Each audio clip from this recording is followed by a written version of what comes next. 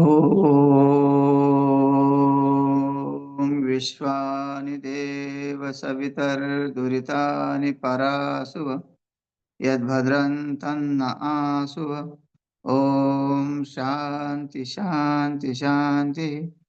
वसुदेवसुतं देवं कंसचाणूरमर्दनं देवकी परमानंदं कृष्णं वन्दे जगद्गुरुं। श्री सद्गुरुदेव भगवान की जय। प्रस्तुत श्रीमद् भगवद गीता का 16वां अध्याय और श्लोक क्रमांक 3। ये 16वां अध्याय बहुत ही महत्वपूर्ण है। जो महात्मा के लक्षण बताए हैं कि वो साधु का जीवन कैसा होता है, साधु जीवन में कौन सी संपत्ति को प्राप्त करता है, वो किस तरह जीवन शैली को बनाता है, ये इस अध्याय में है। उसकी दिनचर्या कैसी होती है, ये उसके पूर्ण रूप से लक्षण है।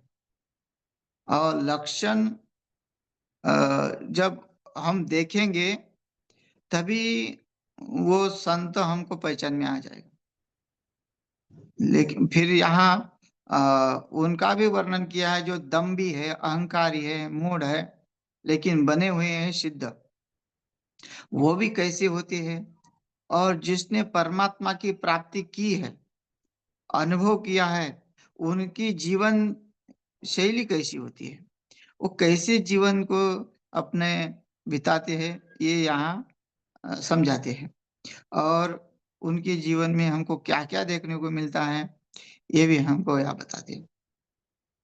भगवान कहते हैं, तेज क्षमा धृति शौच मद्रोह नातिमानिता भवन्ति संपदं दैवी मभिजातस्य भारत। तेज क्षमा धृति शौचम, वो धैर्यवान, क्षमाशील और तेजवान होते हैं। तेजवान मतलब उनकी उनकी जो बुद्धि है, ग्रहण शक्ति इतनी होती है कि वो तुरंत किसी भी बात को पकड़ते हैं, या समझो कि वो अंतर्यामी होते हैं। तेज का अर्थ यहाँ भी ये भी लग सकते हैं कि आपका भूत भविष्य वर्तमान वो सब देखने वाले होते हैं, इसलिए उनको तेजवान का। क्योंकि जैसे सूर्य का प्रकाश हर कोने कोने में फैला रहता है, वैसे उसकी बुद्धि का प्रकाश तीनों लोकों में फैला रहता है, तीनों कालों में फैला रहता है। भूत भविष्य वर्तमान ये तीनों उनके हाथों में होते हैं, इसलिए उसको तेज क्षमा, इसलिए वो क्षमाशील है। जैसे परमात्मा क्षमाशील है, जैसे धरती क्षमाशील है, जैसे आकाश क्षमाशील है, सूर्य क्षमाशील है, अग्नि क्षमाशील है ना। पेड़ पौधे क्षमाशील है। पेड़ को काटो तो आपको कोई कहेगा नहीं, आपको कुछ नहीं बोलेगा। धरती के ऊपर कितना भी खोदो वो कुछ नहीं बोलेगी। हाँ, जल को आप जल के साथ कितना भी क्रूर व्यवहार करो, जल आपकी प्यास बुझाएगा बुझाएगा। तो वैसे ही संत महात्मा के साथ कैसा भी व्यवहार रखो, वो आपके साथ हमेशा अच्छा ही व्यवहार रखेंगे, आपका हमेशा अच्छा ही सोचेंगे कि इसका कल्याण कैसे हो। ऐसे वो क्षमावान होते हैं कि हम हमारे अपराधों को क्षमा करने वाले होते हैं। और धैर्यवान तो इतने होते हैं कि उनके ऊपर कितने भी कष्ट आए वो सहन करने में सक्षम होते हैं। इतना बड़ा आत्मबल होता है कि वो इस नश्वर शरीर के लिए क्षणिक भी और किंचित भी जो है अहंकार या लोभ नहीं करते कि इस शरीर को रखना है? इस शरीर के ऊपर कोई किसी प्रकार की आसक्ति नहीं है। ऐसे धैर्यवान, इसलिए उनके जीवन में कोई किसी के लिए द्रोह नहीं है। वो विद्रोह विद्रोह नहीं करते किसी का भी। वो वो किसी के विरुद्ध नहीं जाते। संत महात्मा किसी के विरुद्ध नहीं जाते।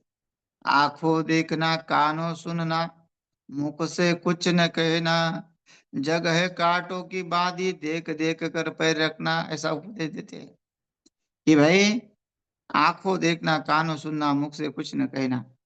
भाई आप देखो सब, इसलिए कि ये नहीं कि सामर्थ्य नहीं है, ब्रह्म ज्ञानी जो है सब परमात्मा ईश्वर में हो रहा है, सब कार्य ईश्वर निर्मित हो रहे हैं, तो क्यों हस्तक्षेप करना है किसी के कार्य में?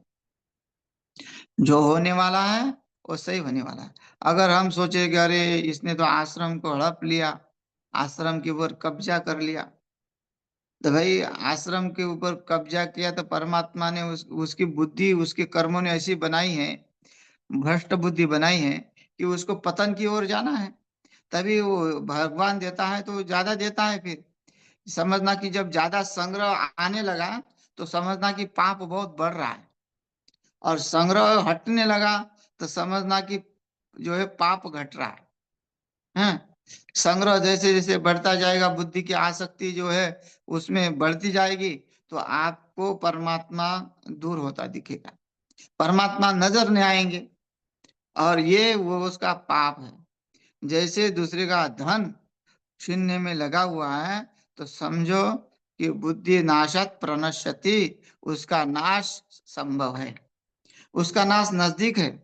वो अनंत काल तक घोर नरक में पड़ा रहने वाला है। हाँ, अनंत 84 लोग योनि में जो जीने वाला है, वो मूढ़ व्यक्ति वो किसी से समझाने में नहीं समझ पाएगा। भगवान दुर्योधन को समझाने गए, नहीं समझ पाए। रावण को कितने लोग समझाने गए, नहीं समझ पाए। वहां तो उन लोगों ने हमको चरित्र ऐसा बना के दिखाया कि हम उनका अनुकरण करें। हाँ, रावण कोई साधारण तो नहीं, लेकिन ये सबसे बड़ा रावण का जो है उदाहरण दिया है। जिसके पास सब कुछ हो सकता है, सोने की लंका जिसके पास हो सकती है, उसको किस प्रकार का आशा होनी चाहिए थी? जिसके देवता बंदी लोग होते थे, हाँ, जिसका सब पृथ्वी पर राज था, ऐसा लंकाधिपति तो तुच्छ आसक्ति में जो है जड़ गया, और उसी की आसक्ति उसकी बुद्धि का नाश कर दिया, और वो फिर अपने नाश की ओर बढ़ गया। तो वैसे ही जितने भी संसार में प्राणी हैं, जीव है, जो आसक्त में पड़े हैं, वो किसी से द्रोह करके ही आगे बढ़े हैं।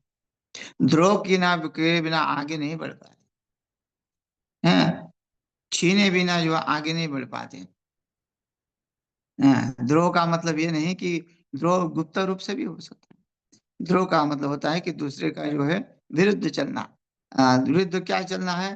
भाई जो हमारे कंपनी में माल जनता के लिए अनुकूल नहीं है, वो माल कंपनी में बन रहा है, तो द्रोही तो हुआ लोगों से, सत्यता से द्रोह हो रहा है। जो बेचना नहीं चाहिए वो बेच रहे हैं, जो खाना खिलाना नहीं चाहिए वो खिला रहे हैं, तो ये द्रोह कर रहे हैं ना। तो ये द्रोह, क्योंकि जिसको द्रोह इसलिए नहीं करते कि सब अपने हैं। संत महात्मा द्रोह इसलिए नहीं करते हैं कि उनके सब अपने हैं, और जो द्रोहवादी है वो क्या करते हैं? वो केवल अपना स्वार्थ देखते हैं। हाँ, जितना अपना स्वार्थ बने, बाकी सब। घर में द्रोह फैलाते हैं संपत्ति के लिए। भाई भाई से द्रोह कर रहा है, पिता पुत्र से द्रोह कर रहा है, पुत्र पिता से द्रोह कर रहा है, माता से द्रोह कर रहा है ना। सास बहू का रोज द्रोह होता है। द्रोह का मतलब होता है, हैं? झगड़ा, विरुद्ध जाना, उसके मन के विपरीत न होना, और वो विरुद्ध जाना। हाँ, द्रोह फैला देता है। अभी सरकार हमारी जो है अच्छा काम नहीं कर रही, हमारी रोटी सेकी नहीं जा रही, तो द्रोह कर दिया सरकार के विरुद्ध, सरकार ही बदल दिया। तो ऐसा, तो ये कहते हैं भगवान कहते हैं कि उनमें ऐसा कोई भाव नहीं होता, वो किसी के प्रति विरुद्ध नहीं जा सकते। वो कहते हैं अद्रोह, वो अद्रोही होते हैं, मतलब शत्रु भाव का नाश हो गया उनके, कोई शत्रु भाव है ही नहीं। बस समशत्रु च मित्रे च तथा मान अपमान यो शीतोष्ण सुख दुखेषु समसंग विवर्जिता। हाँ, ना मान ना अपमान, ना शत्रु ना मित्र, सब में समान हो गया है। और नातिमानिता, सबसे बड़ी बात तो ये होनी चाहिए, संसार में सब कुछ त्याग सकता है व्यक्ति। हाँ, सब कुछ, अपनी धन दौलत भी बांट सकता है पूर्ण रूप से, लेकिन अपना मान सम्मान नहीं खो समाप्त कर सकता। ये मान सम्मान के लिए जो ना लोकेशना पुत्रेशना वित्तेशना, भाई वित्तेशना नहीं हो, पुत्रेशना नहीं हो, लेकिन लोकेशना जरूर होती है। मैंने ये छोड़ दिया, मैंने वो छोड़ दिया। ये जो मान्यता है, या कहते हैं नाति मान्यता, वो मान सम्मान के लिए नहीं, अपने आप को छुपाते हो, अपने पूज्य भाव को छुपाने वाले होते हैं। लोगों के सामने अपना व्यक्तिमत्व जो है उपस्थित नहीं करते, कि मैं इतना सिद्ध हूँ, मैं इतना तपस्वी हूँ, मैंने आत्मा का साक्षात्कार किया है, तुम लोग आओ और मेरे चरण धो लो। नहीं, वो बिल्कुल पागल जैसा रहेगा, या एकांत में रहेगा, या फिर जो है लोगों में रहते हुए भी उसको ये सब कुछ पसंद नहीं रहेगा। वे लोग पाँव धोना या आडंबर दिखाना, हाँ, ये सब जो है उससे दूरी है उसको, क्योंकि उसके लिए तो कोई पदार्थ है नहीं, तो वो किस पदार्थ से खुश हो जाएगा। उसकी उसकी विचारधारा है। ये नहीं कि सर्वसाधारण लोग जो है ऐसे सोचना चाहिए कि महात्मा तो ऐसे होते हैं, तो किसी ने कुछ करना ही नहीं है महात्मा के लिए। अरे हम वो महात्मा महात्मा का कर्तव्य कर रहे हैं, वो अपने कर्मों का और अपने धर्म का जो है पालन कर रहा है, और उस गृहस्थ जीवन में अपने धर्म का और कर्म का पालन करना चाहिए। महात्मा भले ही जो करे, लेकिन हम अपना धर्म नहीं सुने, महात्मा का पूजन करना चाहिए। हैं? तत्विद्य प्रणिपाते न, प्रणिपात करके जो है उसका पूजन करना चाहिए। श्रद्धावान लभते ज्ञान, जब तक गुरु के शरण में नहीं जाओगे तब तक ऐसा भी नहीं होगा। तो ये उल्टी बात भी नहीं सोचनी पड़ेगी कि भाई इनका तो ऐसा बताया कि ये तो मान सम्मानने वाले होते हैं, तो उनके जाके सामने आके छाती तान के खड़े हो जाओ। ये भी नहीं है, यह अभद्र व्यवहार वो हमारा पुण्य क्षीण कर लेगा। इसलिए उसका मान, लेकिन वो अंदर से वो उसमें आसक्त नहीं होते कि भाई तुम मान दो तो ही उनका मान सम्मान बढ़ेगा। हैं? कई के लोग तो सोचते हैं कि बस झूठा बूढ़ा मान सम्मान देते साधु भूल जाएगा। हम नीलकंठ गए, और नीलकंठ में दुकानदार आओ गुरुजी करने लगे, तो ये कि हमने तो लेना नहीं था उनकी दुकान से। अ, ऐसे हमको पता कि वो चापलूसी करके फिर ठग देते हैं। हम आगे बढ़ने लगे, तो पीछे से बोल रहा है, देखो हम इतना मान सम्मान दे रहे और उसको हजम नहीं हो रहा है। अरे मैंने कहा भाई, तुमको तो मैंने निमंत्रण दिया नहीं था, मुझे मान सम्मान दो, मुझे कुछ कहो, तुम अपना व्यापार करो। हाँ, तो मान सम्मान देने के लिए बैठे हो कि व्यापार करने के लिए बैठे हो? तो कहने का यह है कि वो लोग इतने उल्टे सुल्टे कुछ लोग बोलते हैं साधुओं को। कुछ लोग ऐसे बोल समझते हैं कि इनको थोड़ा मान सम्मान देने से ये लोग, ये जो है मतलब खुश हो जाएंगे, फिर हमको जो मर्जी जो करो। यहाँ तो ऐसे ही है ना। महात्मा जिसके पास कुछ गाड़ी घोड़ा और बड़ा आश्रम दिखा, तो उसकी चापलूसी करने लग जाते हैं। और फिर जो है कि मानते किसी को नहीं यहाँ। यहाँ ऐसा है कि यहाँ जो कि लोग हैं, मैंने दुनिया देखी है, लेकिन यहाँ का जो व्यक्ति है भले ही विरुद्ध नहीं जाएगा, लेकिन उनके अंदर कोई श्रद्धा किसी प्रकार की महात्मा के प्रति नहीं है, चाहे कितना भी सिद्ध हो। तो वैसे भी लोग हैं, लेकिन जब वो महात्मा कुछ देने लगे तो फिर उनकी जो है वाह वाह करने में है। तो ऐसे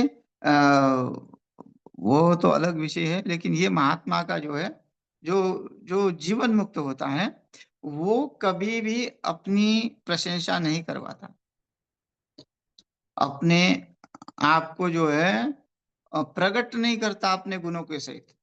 वो अपने जो गुण है उसके, वो गुण छुपाए रखता है। इसलिए तो लोग कुंभ मेले में जाते हैं। कुंभ में कई अदृश्य संत भी होते हैं जो स्नान करने आते पर्व के, और संत को संतों मिलने से उनकी भी शक्ति बढ़ती है। इसलिए वो साधारण वेश में भी रहते हैं। हाँ? कैसे भी रह सकते हैं, कैसे किसी को कैसे भी मिल सकते हैं, मंडलेश्वर भी हो सकते हैं। महात्मा का कोई पता नहीं है किस किस अवस्था में हो, कोई नहीं जान सकता। महात्मा को समझने के लिए पूर्ण रूप से महात्मा होने चाहिए। जैसे डॉक्टर को समझने के लिए डॉक्टर ही समझ सकता है कि भाई डॉक्टर के लिए पढ़ाई क्या होती है। वकील ही समझ सकता है कि वकीलात क्या होती है, पढ़ाई क्या होती है। वैसे महात्मा का आचरण, महात्मा का जीवन महात्मा ही समझ सकता है कि महात्मा का जीवन कैसा होता है, अगर जो जीता है वैसा। अगर नहीं तो वो महात्मा भी किसी महात्मा को नहीं समझेगा। समझना कि जो महात्मा के विरुद्ध जाते हैं वो आचरण भ्रष्ट है, चाहे कोई भी हो, चाहे पूजा पाठ करने वाला व्यक्ति हो, हाँ, अपने आप को बड़ा विद्वान समझता हो, लेकिन महात्मा को कुछ नहीं समझता, तो समझना आचरण भ्रष्ट है। क्योंकि महात्मा को अगर उसका आचरण सही होता तो महात्मा को समझता, क्योंकि महात्मा का आचरण सबसे अधिक होता है, सबसे अधिक, सबसे बड़ा होता है त्याग। और अगर भाई लोग सब कुछ प्राप्त करते से, ज्ञान प्राप्त करना कोई कठिन बात नहीं है, लेकिन त्याग प्राप्त करना बहुत कठिन है, बहुत कठिन है त्याग प्राप्त करना। त्याग दिखाना सरल है, लेकिन त्याग से जीना बहुत कठिन है। तो ये जीवन जो है महात्मा का ऐसा होता है कि वो दिखाते भी नहीं, समझाते भी नहीं है। वो बस अगर कोई प्रशंसा करे तो वहां से हट भी जाते हैं। हाँ, उनको प्रशंसा बिल्कुल समझ में नहीं आती, और कहते हैं कि निंदा और स्तुति दोनों भी करो तो ईश्वर की करो, ना किसी मनुष्य की स्तुति करो, ना किसी मनुष्य की निंदा करो। स्तुति करना है तो भाई भगवान की करो, निंदा करना है तो भगवान की करो, दोनों में मुक्ति है ना। देखो, रावण ने भगवान भोलेनाथ की स्तुति की। रावण के दोनों हाथों में लड्डू थे। रावण ने भोलेनाथ की स्तुति की, जटाकटा, है ना, शिव तांडव स्तोत्र किया, रावण भगवान भोलेनाथ प्रसन्न हुए। और एक तरफ भगवान श्री राम जी का विरोध किया, मतलब भगवान से ही शत्रुता की और भगवान से ही मित्रता की। सर्वसाधारण से ना शत्रुता की, ना मित्रता की। न विभीषण को ना शत्रु लायक समझा, ना मित्र लायक समझा। शत्रु समझ के नहीं भगाया उसको, ना ही उसको मित्र समझा। तो रावण का अधिकार बहुत बड़ा है। रावण के दोनों हाथ में लड्डू है, लेकिन उसी रावण ने दिखाया कि कैसा जीना है। हाँ, तो ये जो है भगवान की स्तुति करो या भगवान की निंदा करो, गति भगवान को ही प्राप्त, मतलब उसको गति वही प्राप्त होगी जो वो भक्तों को होती है ना। भगवान श्री राम जी के हाथ से वध हुआ तो क्या रावण नरक में थोड़ी चला गया, उसको भी सायुज्यता मुक्ति मिली।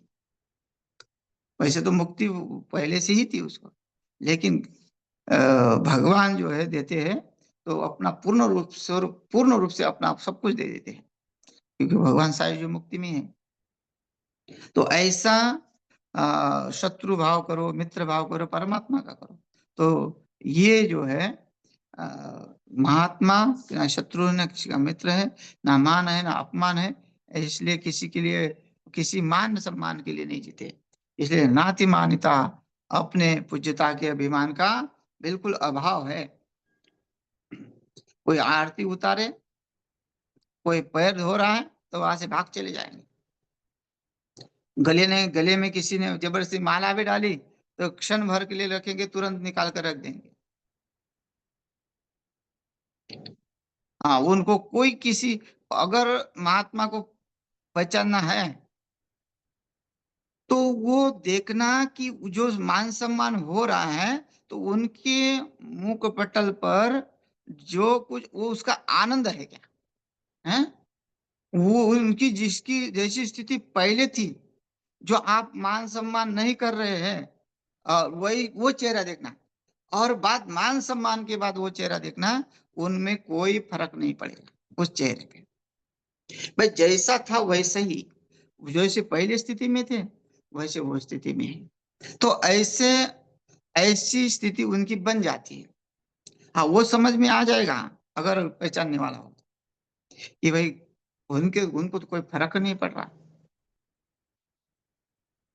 ना कोई गाली का फर्क पड़ रहा है, ना कोई उनकी स्तुति का फर्क पड़ रहा है। तो ऐसे होती है नाति मान्यता।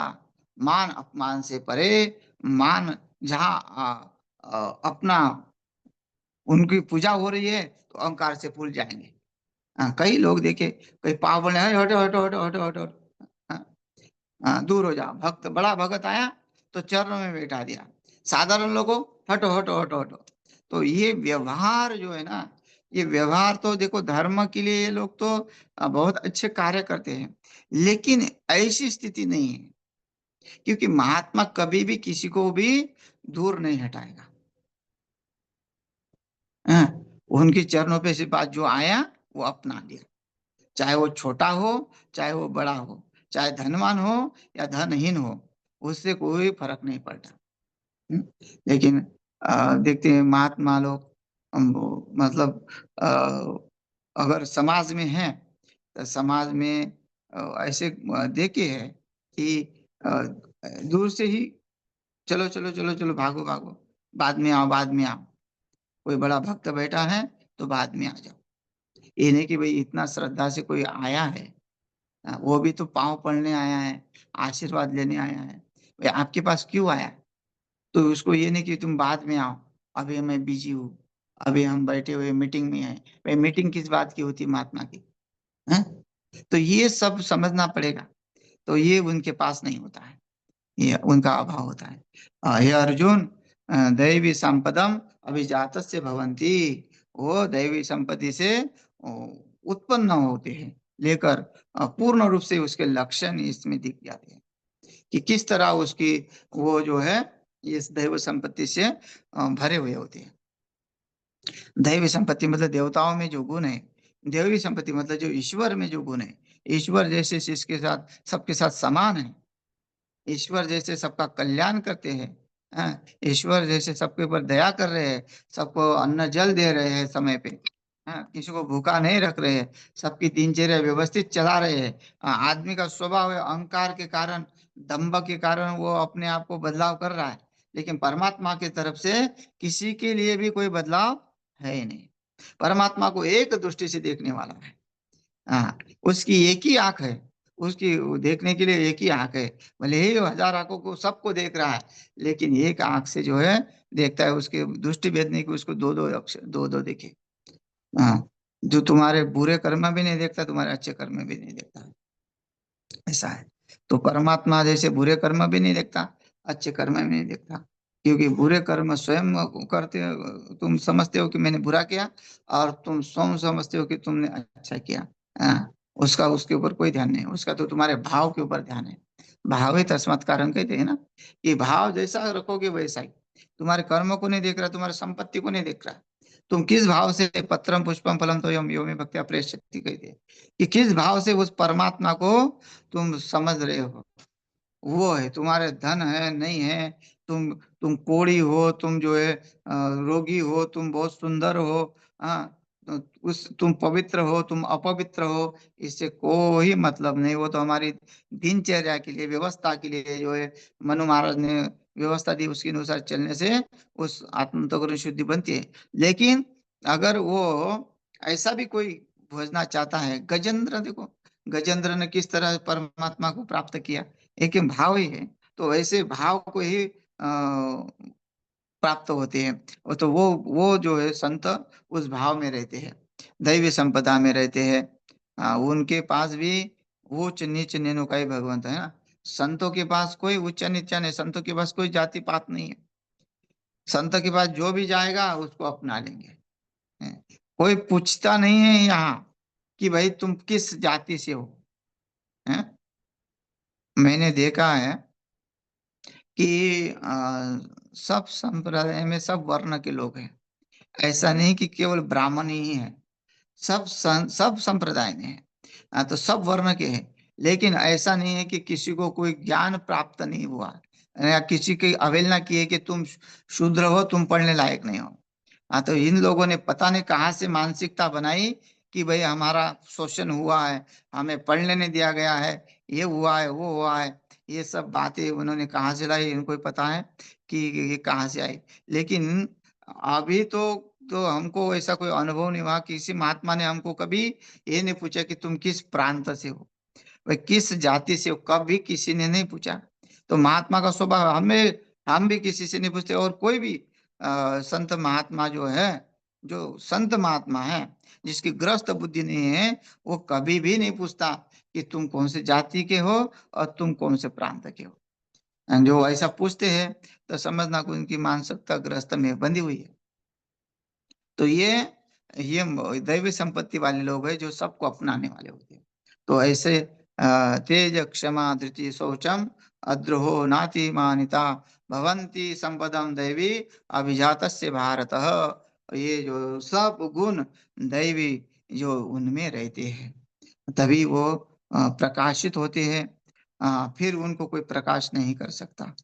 स्वयं प्रकाशित होते, न तद्भासयति सूर्यो न शशांको न पावकः यद् गत्वा न निवर्तन्ते तद्धाम परम मम। भगवान ये कहते हैं कि जिन्होंने ये जीवन शैली अपनाई, जिन्होंने अहिंसा, सत्य, अक्रोध, त्याग, शांति, ये सब अपनाया, दया, लुप्त मार्दवम, ये सब जो अपनाया, ये सब जो है वो दैवी संपत्ति से ही अपनाया है। दैवी गुण, सत्व गुण से अपनाया है, और उसको वो अचल पद प्राप्त हुआ है, जिससे कुछ भी प्राप्त करने की व्यवस्था नहीं है, कुछ भी जरूरत नहीं है। अब बस वो सब कुछ प्राप्त हो गया उसको। तो ऐसा इस श्लोक का अर्थ है। शेष जो है कल देखते हैं। हरि ओम।